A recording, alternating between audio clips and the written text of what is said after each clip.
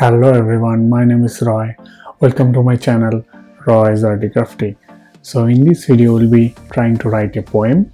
and in a cursive style.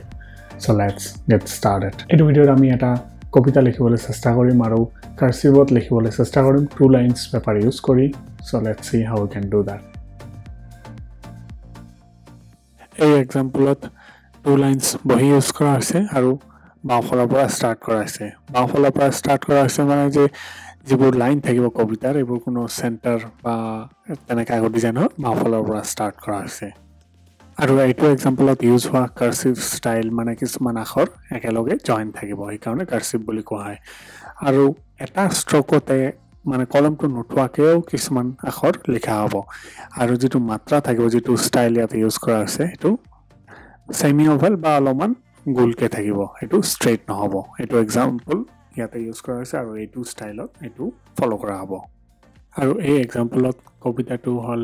Janambhumi আৰু এই কবিতাটোৰ প্ৰথম লাইনটো দীঘলীয়া হয় আৰু সেকেন্ড লাইনটো ছুটি হয় কিন্তু যেটো ষ্টাৰ্টিং পইণ্ট হয় যিকোনো লাইনৰ বা গোটেইটা লাইনৰ এটা পইণ্টৰ পৰা ষ্টাৰ্ট হৈছে কোনো চেণ্টাৰত ষ্টাৰ্ট হোৱা নাই হেতু ফলো ইয়াতে কৰা হৈছে যে গোটেইটা লাইন দীঘলে হওক ছুটি হওক এটা পইণ্টৰ বাওঁফালৰ পৰা ষ্টাৰ্ট কৰা আছে আৰু এই কবিতাটোৰ এটা স্পেশালিটি হল যেটো সেকেন্ড লাইন থাকিব সেকেন্ড লাইনৰ ম্যাক্সিমাম লাইনস তিনিটা শব্দ থাকে তিনিটা শব্দ যেতিয়া লিখা হয় তিনিটা শব্দ যাতে এটা লাইনত নাথাকিব obviously কাৰণ কি যে কম বেছি আখৰ বা শব্দৰ থাকিব কিন্তু ম্যাক্সিমাম তিনিটা শব্দ হয় আৰু এটো চেষ্টা কৰা হ'ব যাতে সেকেন্ড লাইনটো এটা লাইনতে থাকে আমি ডিসকাস কৰিলো কবিতাটো কেনেকা স্ট্ৰাকচাৰ হ'ব কেনেকা দেখাত হ'ব লাগিব কেনেকা ফৰ্মেটত হ'ব এতিয়া নেক্সট আমি ট্ৰাই কৰিম যে কাৰ্চিভত কেনেকে লিখা যাব ভালকে কাৰ্চিভত ভালকে লিখাৰ কাৰণে অলপ এংগেলটো ডিসাইড কৰিব লাগিব লিখাৰ আগতে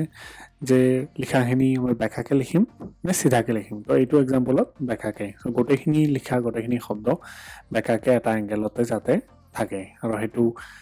ইম্পৰ্টেন্ট হয় বহুত মেইনটেইন কৰিবলৈ গোটেইখিনি কবিতাটো লিখাৰ টাইমত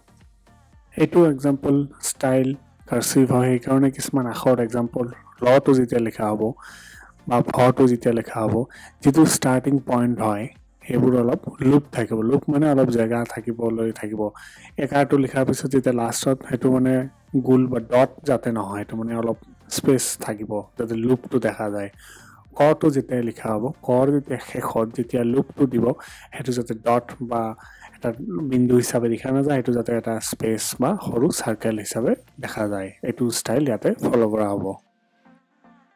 আৰু এই সাৰ্কেলটো কিয় দেখা পাব লাগে বা ঘূৰণীয়া যেতিয়া লিখা হ'ব তেতিয়া ঘূৰণীয়াকে যাতে সার্কেল এটা হয় ডট নহয় কিয় হ'ব লাগে যদি ইটো সার্কেল হয় তেতিয়া হলে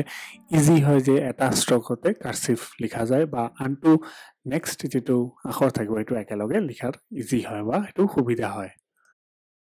নেক্সট স্টেপত আমি অলপ ফাস্ট ফৰৱাৰ্ডত বাকিখিনি কবিতা খাৰি লিখিবলৈ চেষ্টা কৰিম আৰু হেতু ইয়াতে দেখুৱা হল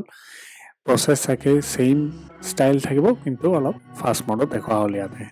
তো এক্সাম্পলত জেল পেন ইউজ কৰা আছে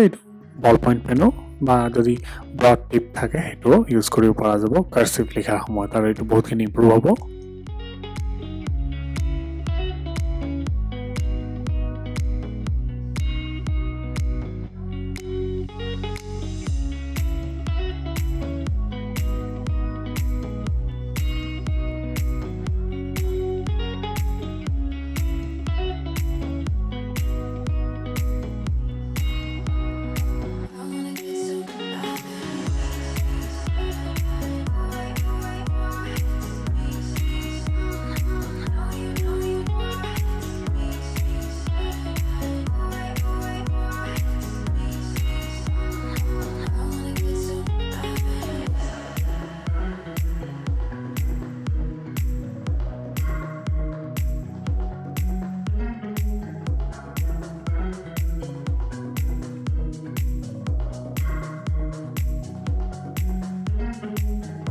আৰু যদি ভিডিওটো ভাল লাগে প্লিজ লাইক এণ্ড শেয়াৰ কৰি দিব এণ্ড সাবস্ক্ৰাইব কৰিব নপাহৰিব thank you very much for ৱাচিং